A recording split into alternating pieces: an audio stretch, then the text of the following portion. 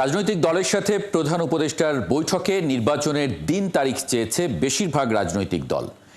জুলাই গণহত্যার বিচার ও সংস্কার দৃশ্যমানের দাবিও জানান দলগুলোর নেতারা।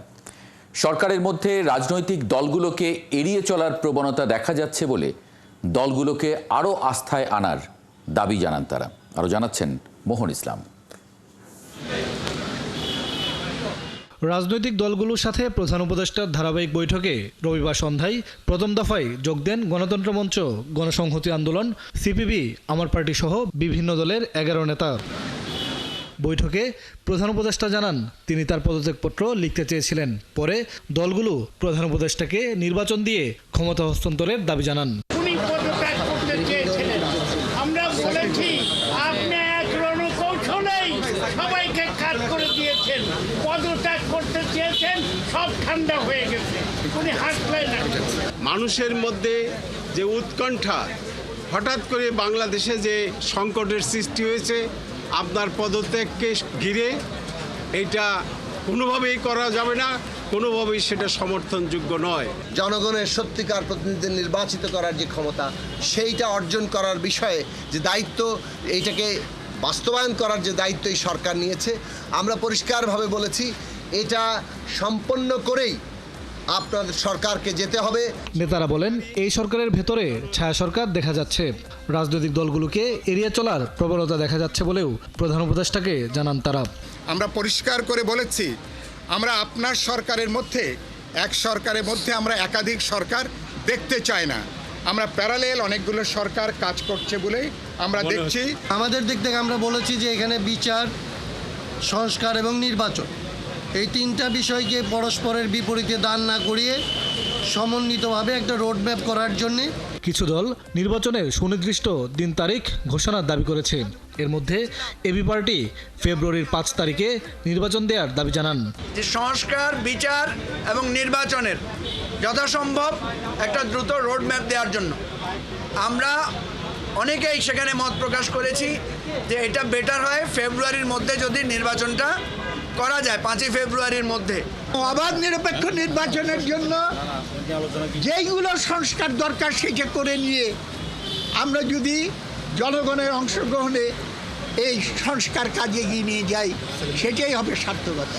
বেসিক্যালি যেহেতু রাজনীতিটা হচ্ছে নির্বাচন সামনে, সেই নির্বাচনের রোডম্যাপ তার বলা উচিত এবং তিনি কীরকম করে নির্বাচন করতে চান, তার ডেডলাইন কবে, সেই সম্পর্কে তার বলা উচিত। তবে বিচার ও সংস্কার দৃশ্যমান করে একটি অর্থবহ নির্বাচনের কথা বলেছে বেশিরভাগ দল। বিশেষ করে নির্বাচনের রোডম্যাপ ছিল বেশি আলোচনায়। মোহন ইসলাম, 71, ঢাকা।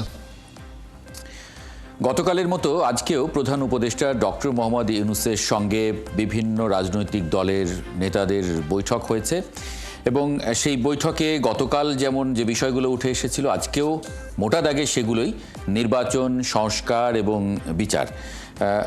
এ নিয়ে আজকে আমরা কথা বলবো। আজকে আমাদের সঙ্গে আছেন সমাজতান্ত্রিক দল, জাতীয় সমাজতান্ত্রিক দল জেএসডির সাধারণ সম্পাদক শহীদ উদ্দিন মাহমুদ স্বপন এবং গণ অধিকার সাধারণ সম্পাদক রাশেদ খান। আপনাদের স্বাগত জানাচ্ছি সংবাদযোগে। শুরুতে রাশেদ খান, আপনার কাছে একটু জানি যে আজকে প্রধান উপদেষ্টার যে পদত্যাগ ভাবনার গুঞ্জন গত বৃহস্পতিবার থেকে, এবং সেটা নিয়ে রাজনীতিতে এক ধরনের সংকটের যে ঝুঁকি, সেটি তৈরি হবার পরে বিভিন্ন দলের সঙ্গে, বিভিন্ন রাজনৈতিক দলের নেতাদের সঙ্গে প্রধান উপদেষ্টার বৈঠক হচ্ছে ধারাবাহিকভাবে। আজকে দ্বিতীয় দিন তাদের কথা শুনছেন, বসছেন, কথা বলছেন। আপনারাও আজকে গিয়েছিলেন। একই ধরনের দাবি কি আপনারা করলেন নাকি বাড়তি কিছু আছে? আমার কাছে যেটি মনে হয় যে সরকার যে সংলাপের আয়োজনটা করলো বা সংলাপ তারা অনুষ্ঠিত করলো, এই সংলাপ তখনই আসলে তাৎপর্যপূর্ণ হবে এবং সবার কাছে গ্রহণযোগ্য হবে যখন আসলে সবার সাথে আলোচনার ভিত্তিতে একটি সিদ্ধান্ত সরকার জানাবে। আমরা এর আগে সংলাপ দেখেছি যে আমাদেরকে ডাকে, চা খায়, আবার বিদায় দিয়ে দেয়, কিন্তু কোনো সিদ্ধান্ত নেওয়া হয় না। যেহেতু একটি সংকট এবং একই সাথে রাজনৈতিক দলগুলোর সমালোচনা রয়েছে এবং সরকারের কাছে দলগুলোর অনেক প্রত্যাশা রয়েছে, এবং সেটির প্রেক্ষিতেই যেহেতু এই সংলাপ, আমরা মনে করি প্রধান উপদেষ্টার উচিত হবে অন্যান্য উপদেষ্টাদের সাথে আলোচনা করে অবশ্যই সিদ্ধান্ত জানানো। আমাদের দলের পক্ষ থেকে আমরা যে সিদ্ধান্ত নিয়েছিলাম সেটি হলো যে দুইজন যে বিতর্কিত ছাত্র উপদেষ্টা, যাদের একজন অনৈক্য এবং নৈরাজ্য সৃষ্টি করেছে এবং তার জন্য তিনি ইতিমধ্যে ক্ষমাও চেয়েছেন, এবং আরেকজনের বিরুদ্ধে দুর্নীতির অভিযোগ, ইতিমধ্যে তার এপিএস কে দুদকে তলব করা হয়েছে, বিদেশ যাত্রা নিষেধাজ্ঞা, তার এনআইডি লক করা হয়েছে। সুতরাং এই দুজন ছাত্র উপদেষ্টা যেহেতু বিতর্কিত, অবশ্যই তাদেরকে পদত্যাগ করতে হবে। এবং আমরা আরো বলেছি যে বিচার, সংস্কার এবং নির্বাচনের রোডম্যাপ দিতে হবে। দলগুলোকে নিয়ে যেটি অভিযোগ সামাজিক যোগাযোগ মাধ্যমে করা হচ্ছে, রাজনৈতিক দলগুলো শুধু নির্বাচন চায়, বিচার এবং সংস্কারের রোডম্যাপ চায় না। আমার মনে হয় যে প্রত্যেকটা দল আজকে স্পষ্ট করেছে, এর আগে যাদের সাথে বৈঠক হয়েছে তারাও স্পষ্ট করেছে, বিচারের রোডম্যাপ দিতে হবে, সংস্কারের রোডম্যাপ দিতে হবে, নির্বাচনের রোডম্যাপ দিতে হবে। এবং এই যে দেখেন উপদেষ্টার সাথে যোগাযোগের যে একটি ব্যারিয়ার তৈরি করে রাখা প্রধান উপদেষ্টার সাথে, এই কারা এই কাজগুলো করছে? একটি ছায়া সরকার, যেটি নিয়ে গণতন্ত্র মঞ্চের পক্ষ থেকে বলা হয়েছে আসলে প্রধান উপদেষ্টার উপরে কারা রয়েছে, কারা পিছন থেকে এরকম ছায়া সরকার পরিচালনা করছে সেটিও জানা দরকার। প্রধান উপদেষ্টাকে যোগাযোগ করে তাকে পাওয়াই যায় না, তার সাথে বৈঠকই করা যায় না। এই যে দীর্ঘদিন পরে বৈঠক, কেন? এর মাঝখানে তিনি কেন আওয়ামী লীগকে যখন নিষিদ্ধ করার আন্দোলন বসলেন না, একের পর এক আন্দোলন বসলেন না, কারা প্রধান উপদেষ্টাকে পরামর্শ দেয়, সেই ছায়া সরকারে কারা রয়েছে আমরা জানতে চাই। এছাড়া আমরা দেখলাম যে জামাতের আমির যখন বললেন যে সংলাপের কথা, তখন জামাতের সাথে বসা হলো। বিএনপি 7 থেকে 8 দিন আগে প্রধান উপদেষ্টা বা সরকারকে জানিয়েছে তাদের সাথে বসা হয়নি। যখন জামাতের সাথে বসার সিদ্ধান্ত নিল, তখন বিএনপির সাথে বসার সিদ্ধান্ত নিল। কিন্তু আরেকটি দল, যে দলের সাথে একদিন আগেই রাতে বৈঠক হয়েছে, সেই দলকে আবার কেন ডাকা হলো? সেই দলের 4 জন প্রতিনিধি, আজকে দেখলাম যে অনেকগুলো দলকে 2 ভাগে বিভক্ত করে 1 জন করে ডাকা হলো। এই যে বৈষম্য, সরকারের পক্ষ থেকে এই বৈষম্য আরো বেশি উস্কে দেওয়া হচ্ছে। আপনি নিজের একটি দল বানানোর জন্য, যেমনটি আসলে মান্না ভাই বলেছেন, আমাদের নাগরিক ঐক্যের সভাপতি, যে একটি পোষ্য দল সরকার তৈরি করার চেষ্টা করছে। আমরা কোনো পোষ্য দল বলতে চাই না, কিন্তু এই যে স্বজনপ্রীতি, একটি দলকে তৃতীয় অবস্থান নির্ধারণ করে দেওয়া, যে বিএনপি জামাতের পরে এই দলের অবস্থান, এই দলের 4 জনকে ডাকলাম আলাদা। এটা আপনারা এই যে অনাস্থা বা এটা সামনে এনেছেন। জি, আমি একটু শহীদুদ্দিন মাহমুদ স্বপন আপনার কাছে একটু জানতে চাই, রাজনৈতিক দলগুলোর সঙ্গে যে ধারাবাহিক বৈঠক, সেই বৈঠকে নির্বাচন, সংস্কার এবং বিচারের কথা বলছে বেশিরভাগ দল, এবং তারা রোডম্যাপ চাইছে একটা নির্দিষ্ট। আপনারা কি বলছেন বা কি বলে এসেছেন? ধন্যবাদ আপনাকে আমাদের সংযুক্ত করবার জন্য। প্রথমত আজকে যে সংগ্রামটি বা বৈঠকটি অনুষ্ঠিত হলো, এর মধ্য দিয়ে গত কয়েক দিনের যে বিদ্যমান সংকট, পুরো জাতির, পুরো মানুষদের ভিতরে যে উৎকণ্ঠা তৈরি হয়েছিল, আমি মনে করছি যে বৈঠকের মধ্যে কিছুটা এটা প্রশমিত হবে। কারণ আমাদের দেশের মানুষ একটা বিশাল গণ অভ্যুত্থানের মধ্য দিয়ে, রক্তাক্ত যুদ্ধের মধ্য দিয়ে একটি নতুন বাংলাদেশ তৈরি করবার স্বপ্ন দেখেছে। সেই স্বপ্নের দায়িত্বটা আমরা প্রফেসর ডক্টর মোহাম্মদ ইউনূসের হাতে সমস্ত অংশীদাররা তুলে দিয়েছেন, এবং সকলেই আমরা তার নিকট আমাদের যে আনুগত্য সেটি জমা রেখেছি, যে যেন দেশটি তিনি যথাযথভাবে পরিচালনা করতে পারেন। কিন্তু দুর্ভাগ্যের বিষয় হচ্ছে যে আমরা বারবার বলবার পরও যখনই কোনো সংকট তৈরি হওয়ার প্রসঙ্গ আসে, তখনই হুটহাট করে রাজনৈতিক দলগুলোর সাথে কথা বলার চেষ্টা করা হয়। কিন্তু একটি নির্দলীয় নিরপেক্ষ সরকার, যারা রাজনৈতিক দলের প্রতিনিধিত্ব করছেন না, তারা রাষ্ট্র পরিচালনা করবার ক্ষেত্রে দৈনন্দিন অনেক বিষয় আছে, জাতীয় বিষয় আছে, আন্তর্জাতিক অনেক বিষয় আছে, যেগুলো সরকারকে সিদ্ধান্ত নেওয়ার ক্ষেত্রে অনেক বেশি সমস্যার মুখোমুখি হতে হয়। সেই ক্ষেত্রে রাজনৈতিক দলগুলোর সাথে যোগাযোগ, রাজনৈতিক দলগুলোর সাথে তাদের মত বিনিময় এবং তাদের থেকে ইনপুট নেওয়া, এটা একটা গুরুত্বপূর্ণ কাজ। আমরা যখন প্রথম থেকে সরকারকে বলবার চেষ্টা করেছিলাম যে আপনারা যত বেশি রাজনৈতিক দলগুলোর সাথে কথা বলতে পারবেন, তত বেশি আপনাদের সাথে কাজ করতে সুবিধা হবে। কিন্তু এটি রাশিদ ভাই বলেছে কথাটা অত্যন্ত যৌক্তিক, যে এই সরকার কেন জানি রাজনৈতিক দলসমূহের সাথে একটি দূরত্ব বজায় রাখবার চেষ্টা করেছে। আপনার অতীতে যে কয়েকটি বৈঠক হয়েছে, সেগুলো বিশেষ সময়, যেমন 15ই আগস্টের প্রশ্ন আসছে, তারপরে পূজার প্রশ্ন আসছে, বা ভারতীয় গণমাধ্যমের যে অপপ্রচার সেসব প্রশ্ন আসছে, সেগুলোর বিষয়ে কথা হয়েছিল। কিন্তু রাজনীতি, বাংলাদেশের ভবিষ্যৎ, সবকিছু নিয়ে আরো বেশি কথা বলবার দরকার চিন্তা হয়নি। রাজনৈতিক দলগুলোকে মাহমুদুর রহমান মান্না যেভাবে বলেছেন যে এড়িয়ে চলার এক ধরনের প্রবণতা দেখা যাচ্ছে, মানে এটা কি আপনারা এই প্রসঙ্গটা আজকে মিটিংয়ে তুলেছিলেন কেউ এবং সেটা আমরা এইটা পরিষ্কারভাবে আমরা মিটিংয়ে তুলেছিলাম। উনি এটা উনিও গ্রহণ করেছেন বলে আমাদের মনে হয়েছে। ওনার তো প্রতি কথার উত্তর দেওয়ার বিষয় ছিল না, কিন্তু আমরা এই প্রসঙ্গ বলেছি যে সরকারের সাথে রাজনৈতিক দলগুলোর সঙ্গে দূরত্ব তৈরি হয়েছে এবং সেই দূরত্ব গোছানোর ক্ষেত্রে সরকারের উপদেষ্টা মন্ডলী তার নোটিশে আনছেন কিনা, প্রধান উপদেষ্টা নোটিশে আনছেন কিনা, সেই বিষয়টা আমরা তুলবার চেষ্টা করেছি। আমরা তুলবার চেষ্টা করেছি যে রাজনীতির মাঠে যেসব ঘটনা ঘটছে সেগুলো নিয়ে রাজনীতিবিদদের সাথে কথা না বললে সরকার সমস্যা যেগুলা নিজে নিজে মোকাবেলা করতে চাইছেন সেগুলা যথেষ্ট পরিমাণে সম্ভব নয়। এই কথাটা সকলে মিলে বলবার চেষ্টা করেছে। আমরা বলেছি সেটি হচ্ছে যে গণহত্যার বিচার, রাষ্ট্র সংস্কার এবং নির্বাচন, এই তিনটি বিষয়কে আমাদের রাজনীতির মাঠে ষড়যন্ত্র চক্রান্ত বলবো কিনা জানি না, কেউ না কেউ এটিকে এমন এক জায়গায় নিয়ে আসতে চায়, সেটি এটা মুখোমুখি করে ফেলতে চায়। মনে হয় যেন একটি চাইলে আরেকটি চাওয়া না হয়, কিন্তু আজকে পরিষ্কারভাবে মানে এটা নিয়ে কদিন আগেও খুবই রাজনৈতিক অঙ্গনে আসলে আলোচনা ছিল যে সত্যিই আসলে মানে শুধু নির্বাচনই চাইছে, সংস্কার চাচ্ছে না, বা এগুলোকে একটা আরেকটার প্রতিপক্ষ করে ফেলা হচ্ছে। রাশেদ খান, মানে অনেকে মনে করেন, গণমাধ্যমে এটা নিয়ে রিপোর্টও হয়েছে যে প্রধান উপদেষ্টার পদত্যাগের যে ভাবনার ফলে যে একটা সংকট তৈরি হয়েছিল সেটা আপাতত মনে হচ্ছে নিরসন হয়েছে, কিন্তু প্রকৃত অর্থে আসলে কি সংকট কাটলো নাকি আরও একটা চ্যালেঞ্জ তৈরি হলো, মানে এটা নিয়েও প্রশ্ন করেছেন। কারণ রাজনৈতিক দলগুলো যখন সব রাজনৈতিক দলগুলোর সঙ্গে প্রধান উপদেষ্টা বসছেন, বিভিন্ন দাবিগুলো যখন উঠে আসছে সামনে, দুই ছাত্র উপদেষ্টার পদত্যাগ আপনারা চাইছেন, বিএনপি আরেকজন উপদেষ্টার নিরাপত্তা উপদেষ্টার সহ পদত্যাগ চাইছে, এই বিষয়গুলো বা এই যে রোডম্যাপগুলো তৈরি করে দেয়া, রোডম্যাপ দেয়া, এগুলো কি সংকট মানে থেকে বের হওয়ার সুযোগ তৈরি করলো নাকি চ্যালেঞ্জ তৈরি করলো? দেখেন, যদি আপনি রাষ্ট্র সংস্কার করতে চান তাহলে অবশ্যই উপদেষ্টা পরিষদে যোগ্য ব্যক্তিদের দরকার। এখনো পর্যন্ত যারা রয়েছে তাদের মধ্যে অনেকে বিতর্কিত, অনেকে অযোগ্য, অনেকে রাষ্ট্র পরিচালনার অভিজ্ঞতা নাই, পাবলিক ম্যানেজমেন্ট করার অভিজ্ঞতা নাই। সুতরাং তাদের মাধ্যমে গণহত্যার বিচার, রাষ্ট্র সংস্কার এগুলো সম্ভবপর নয়।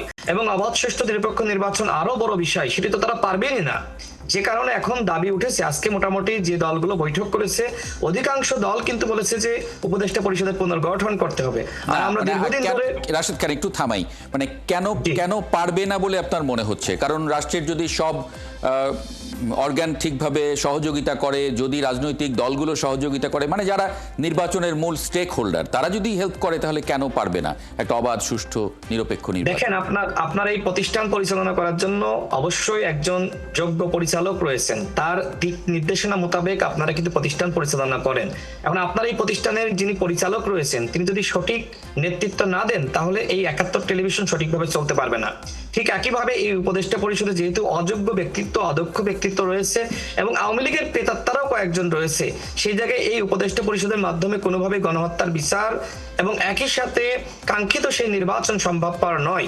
যে কারণে আমরা দীর্ঘদিন ধরে বলে আসছি, একজন উপদেষ্টা যেহেতু পদত্যাগ করে দল গঠন করেছে এবং বাকি দুজন একই নেক্সাসে, সুতরাং বাকিদেরকে যদি আপনি অপসারণ না করেন বা পদত্যাগ তারা না করে, তাহলে বাকিরা আগামী নির্বাচনে প্রভাব বিস্তার করবে। এছাড়া দেখেন, যেটি আপনি বললেন যে এখানে দলগুলোর বিরুদ্ধে অভিযোগ যে তারা বিচার এবং সংস্কার চায় না, শুধু নির্বাচন চাই, এটি একটি মিথ্যা অভিযোগ। এটি কিন্তু স্পষ্ট করা হয়েছে। আমরা যে কথা বলছি সেটি হলো যে সরকারের একটি দলের প্রতি স্বজনপ্রিয়তা। সরকার মূলত এই যে সংস্কার এবং বিচারের নামে কালক্ষেপণ করছে আর একটি দল গোছানোর সময় দেওয়ার জন্য, যেটি প্রধান উপদেষ্টা নিজেই কিন্তু তাদেরকে আশীর্বাদ জানিয়েছেন, ছাত্রদের দল গঠন করা দরকার তিনি নিজেই বলেছেন, অন্যান্য উপদেষ্টারা আশীর্বাদ জানিয়েছেন, শুভকামনা জানিয়েছেন। এই সরকারের 10 মাসে অর্জনটা কি? এখনো পর্যন্ত শহীদের তালিকা তৈরি করতে পারেনি, আহতদের তালিকা তৈরি করতে পারে নাই, পুনর্বাসন করতে পারে নাই, ক্ষতিপূরণ দিতে পারে নাই। আজকেও 4 জন আহত যোদ্ধা তারা বিষ পান করেছে জাতীয় চক্ষু বিজ্ঞান ইনস্টিটিউটে। আরো দেখেন, এই সরকারি যে করিডোর নিয়ে, বন্দর নিয়ে যে ধরনের ধোঁয়াশা সৃষ্টি করেছে, সেন্ট মার্টিন নিয়ে ধোঁয়াশা সৃষ্টি করেছে, নারী সংস্কার কমিশন নিয়ে বিভাজন উস্কে দিয়েছে। আমরা বারবার বলছি যে রাষ্ট্রকে স্থিতিশীল করতে হবে। যারা রাষ্ট্রকে স্থিতিশীল করছে সেই সেনাবাহিনীকে আজকে কাঠগড়ায় দাঁড় করানো হচ্ছে, জনগণের মুখোমুখি করা হচ্ছে। এইভাবে তো রাষ্ট্র কোনোভাবে স্থিতিশীল হয় না, গতিশীল হয় না। সরকারকে বলবো সেনাবাহিনীর সাথে দূরত্ব কমান, রাজনৈতিক দলগুলোর সাথে দূরত্ব কমান, পুলিশের মধ্যে আওয়ামী লীগের প্রেতাত্মা যারা রয়েছে তাদেরকে বিদায় করেন, অন্যথায় এই পুলিশ কোনোভাবেই আপনাকে রাষ্ট্র সংস্কারে সহযোগিতা করবে না। আমাদের দলের পক্ষ থেকে আমরা সবসময় বলেছি, আজকে বিএনপি যেটি বলছে নিরাপত্তা উপদেষ্টা, এরকম একজন ব্যক্তিকে, বিতর্কিত ব্যক্তিকে কেন নিরাপত্তা উপদেষ্টা উপদেষ্টা হিসেবে দায়িত্ব দেওয়া হলো? আলাপ আলোচনার প্রয়োজন ছিল না? আপনি কাকে উপদেষ্টা হিসেবে নিয়োগ দিবেন, কাকে আপনি প্রশাসক হিসেবে নিয়োগ দিবেন, আলোচনা করবেন না? একজন নিষিদ্ধ সংগঠনের ব্যক্তিকে আপনি প্রশাসক হিসেবে নিয়োগ দিয়েছেন। আপনি এখনো পর্যন্ত সরকারি প্রত্যেকটা দপ্তরে সেক্টরে ছাত্র প্রতিনিধি নামধারী এনসিপির প্রতিনিধি রয়েছে, কিভাবে নিরপেক্ষ নির্বাচন হবে? আপনি এগুলোর সমাধান চাইছেন। জি, শহীদুদ্দিন মাহমুদ স্বপন, আপনি এই প্রসঙ্গে একটু মন্তব্য করবেন। সঙ্গে আমি যদি একটু জুড়ে দেই যে আজকে প্রেস সচিব সংবাদ সম্মেলন যখন করছিলেন, সংবাদ সম্মেলনে কিছুক্ষণ আগে তিনি বলছিলেন যে তিনি, অর্থাৎ প্রধান উপদেষ্টা, এক কথার মানুষ, তিনি বলেছেন জুনের মধ্যে নির্বাচন হবে, ডিসেম্বর থেকে জুনের মধ্যে। মানে এই এক কথাই কি আসলে সংকটের মূলে? মানে রাজনৈতিক দলগুলোর সঙ্গে যে বসে একটা বিষয়ে সমাধান করে ফেলা, বা সকল বিষয়ে আলাপ আলোচনা করলে তো সমাধান আসলে হয়, সবাই যদি ছাড়ের ভূমিকায় থাকেন, সেই জায়গায় মানে আলোচনায় কি ফল আসবে বলে মনে করেন কিনা, যদি এক কথায় থাকে কেউ? না, এটি প্রেস সচিব যেটি বলতে চেয়েছেন, আজকে উনি আলোচনার ভেতরে কি কি কথা বলেছেন সেটা হয়তো বলবার চেষ্টা করেছেন। এইটি তো মাননীয় প্রধান উপদেষ্টার পূর্বের বক্তব্য যে ডিসেম্বর থেকে জুনের ভিতরে নির্বাচন হবে, এটিকে উনি এক ধরনের রোড ম্যাপ বলেছেন। কিন্তু রাজনৈতিক অংশীজন যারা, তারা মনে করছেন যে এটাই যথেষ্ট নয়। সেই কথাটা আজকে মাননীয় প্রধান উপদেষ্টার সাথে বৈঠকে অংশীজনরা এই কথা বলবার চেষ্টা করেছেন এবং সকলে বলছেন এটি আরো সুনির্দিষ্টকরণ দরকার। এটি শুধু নির্বাচনের প্রশ্ন না, শুধু নির্বাচনের রোডম্যাপ চাইবার বিষয় না, একই সাথে তিনটি বিষয়, যে গণহত্যার বিচারের প্রশ্ন আছে, ট্রাইব্যুনাল যে গঠিত হয়েছে সেটিকে আরো শক্তিশালী করবার ক্ষেত্রে আলোচনা হয়েছে, সেখানে আরো বিচারক নিয়োগ দিয়ে একাধিক ট্রাইব্যুনাল তৈরি করবার কথা বলা হচ্ছে। সংস্কার কমিশন যেটি কাজ করছে সেটিকে আরো বেশি অ্যাক্টিভেটেড কিভাবে করা যায়, আরো বেশি যেসব বিষয় ঐক্যমত তৈরি হয়েছে সেগুলো কিভাবে ইমপ্লিমেন্ট করা যায়, যেগুলো তৈরি হয় না সেখানে কিভাবে আরো মতামতের কাছাকাছি নিয়ে আসা যায়।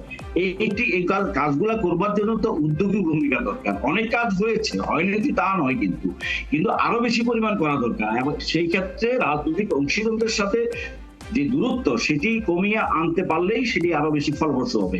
আজকের এই বৈঠককে আমি আশাবাদী মনে করতে চাই, কারণ প্রধান উপদেষ্টার পদত্যাগের গুজব বলেন যাই বলেন সেটি উনি আমাদের কাছে বলবারও চেষ্টা করেছেন।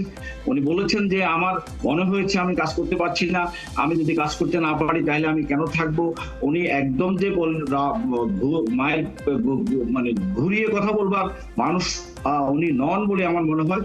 সেই ক্ষেত্রে উনি এই কথাগুলো বলবার চেষ্টা করেছেন। আমরা সকলে উনি আশ্বস্ত করবার চেষ্টা করেছি যে ট্রেনটা আপনি চালাচ্ছেন সেই ট্রেনটা গন্তব্যে পৌঁছানোর কাজ আপনাকেই করতে হবে। এবং আমরা যারা জুলাই গণ অভ্যুত্থানে আমরা আপনাকে সমর্থন দিয়েছি, আমরা সকলে মিলে আপনার পাশে আছি, থাকবো। কিন্তু এই রোডম্যাপ বলতে আসলে কি, মানে নির্বাচনের যে রোডম্যাপ আপনারা বলছেন বা অন্য বিষয়গুলোর, আমি যদি নির্বাচনী আলাদা করে বলি, রোডম্যাপের মধ্যে কি কি থাকবে আসলে?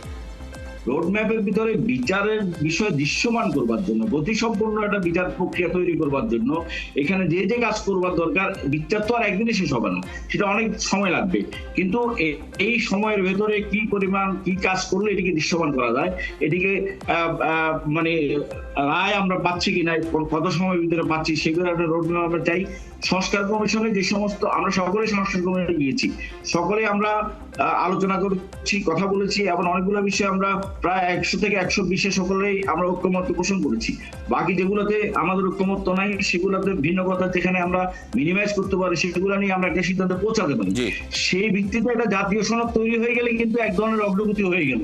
এই অগ্রগতি জায়গাগুলোতে এরই মধ্যে ঐক্যমত্য হয়েছে সেগুলো আসলে মানে প্রকাশ করে একটা কম্পাইল করে ফেলে, যেগুলোতে হয়নি সেগুলো নিয়ে আলোচনা বা কথাবার্তা আরো কাছাকাছি কিভাবে আসা যায় সেটা নিয়ে। জি, রাশেদ খান, 30 সেকেন্ডস আর আমার হাতে সময় আছে। আপনারা নির্বাচনের যে রোডম্যাপের মধ্যে আসলে কি থাকবে? জি, সেগুলো তো এক পাশে দেখেই দিলাম, যেখানে যেখানে কাছাকাছি আছে সেগুলো নিয়ে যাদের ভিতরে দ্বিমত আছে সেই জায়গাগুলো কিন্তু আমরা কিন্তু সমন্বয়, হ্যাঁ মানে সেটাই বললাম, সমন্বয় করে নিজেদের মধ্যে কথা বলে তো একটা জায়গায় পৌঁছানো যায়, সেটাই চাইছেন আপনারা। জি, পরিষ্কার হয়েছে। রাশেদ খান, 30 সেকেন্ড আমি আর দিতে পারবো আপনাকে, যদি একটু মন্তব্য করেন যে মানে আমি যে প্রশ্নটা করেছিলাম স্বপন ভাইকে, মানে রোডম্যাপের মধ্যে কি কি থাকবে, ডেট বা কিভাবে নির্বাচন হবে, কোন আইনে হবে, এগুলো কিনা, মানে যদি আমাকে বলছেন না, আমি একটু রাশেদ খান। জি দেখেন, রোডম্যাপের ভিতরে যেটি থাকতে হবে সেটি হলো গণহত্যার বিচার। একই সাথে কেন আওয়ামী লীগের তাদেরকে গ্রেপ্তার করা হলো না, কেন শেখ পরিবারের কাউকে এখনো পর্যন্ত আপনি গ্রেপ্তার করতে পারলেন না, সেইগুলো জবাবদিহিতা থাকতে হবে। একটি ট্রাইব্যুনালের মাধ্যমে কোনোভাবে বিচার করা সম্ভবপর নয়, দুটির মাধ্যমে সম্ভবপর নয়। আমরা মনে করি অবশ্যই গণহত্যার বিচার দ্রুত সময়ের মধ্যে করার জন্য 10টি ট্রাইব্যুনাল গঠন করতে হবে। এছাড়া আওয়ামী লীগের যারা ছিল তাদেরকে গ্রেপ্তার করতে হবে। এদেরকে বাইরে রেখে রাষ্ট্রকে কোনোভাবে আপনি স্থিতিশীল করতে পারবেন না। এবং রাষ্ট্র সংস্কারের জন্য অবশ্যই এককভাবে সিদ্ধান্ত নিলে হবে না, আপনাকে সবার সাথে আলোচনার মাধ্যমে সিদ্ধান্ত নিতে হবে। একটি অবাধ, সুষ্ঠু, নিরপেক্ষ নির্বাচনের তারিখক্ষণ অবশ্যই আপনাকে দিতে হবে, তাহলে রাজনৈতিক দলগুলো কিন্তু নির্বাচন নিয়ে প্রস্তুতির দিকে যেতে পারবে। আরো আরেকটু বেশি সময় থাকলে আসলে আরো ডিটেইলে আমার বেশ কিছু প্রশ্ন ছিল, জানতে পারতাম। আমি দুঃখ প্রকাশ করছি দুজনের কাছে। অনেক ধন্যবাদ রাশেদ খান এবং শহীদউদ্দিন মাহমুদ স্বপন, আপনাদের দুজনকেই যুক্ত হবার জন্য আজকে সংবাদযোগে। দর্শক, এই ছিল আজকে সংবাদযোগে। আগামীকাল ঠিক রাত 10টায় আবারও দেখা হবে নতুন কোনো বিষয় এবং তার বিশ্লেষণ নিয়ে। ৭১-এর সঙ্গে থাকুন।